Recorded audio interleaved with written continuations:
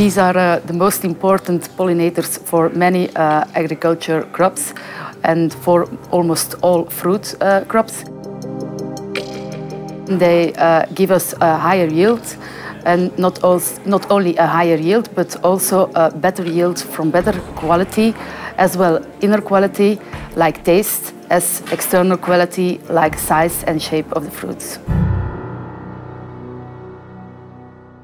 The principal problem we're looking at with honeybee decline has to be the varroa mite. It's not just the actual damage that the varroa mite itself does to the bee, it's the viruses, and apparently there's 20 of them, that it can inject into the bee. A bee's immunity system is based on its social activity, so if that reduces, immunity goes down, and then they're subject to all kinds of other pressures. We have causes with even having not enough young beekeepers. We have causes of environmental effects, of maybe also stress factors. It's also a great economical problem, because less pollination means less production, and we need this production every year, not only 1 year and the other year not, because that also is not good for having a good balance in the orchard.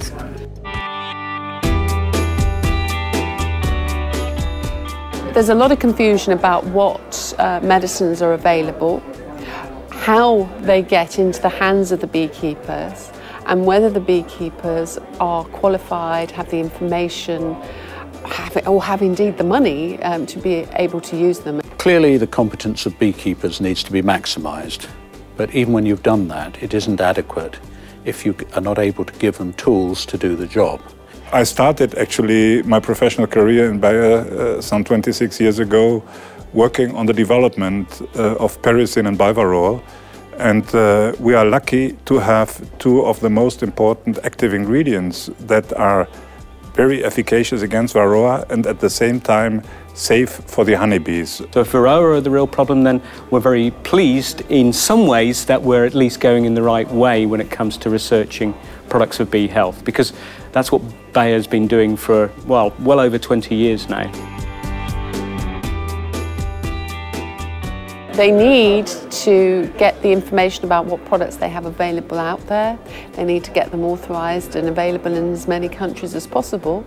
And we need to create a critical mass of use so that we get enough money into the system so that we can get new products created. Yeah, we work in several ways hard for it. As I said, in agriculture, we're also a seed producing company. We fully understand the importance of bees for pollination and therefore for productivity.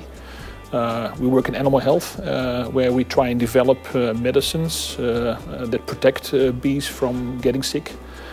So there are several fronts that we're active on.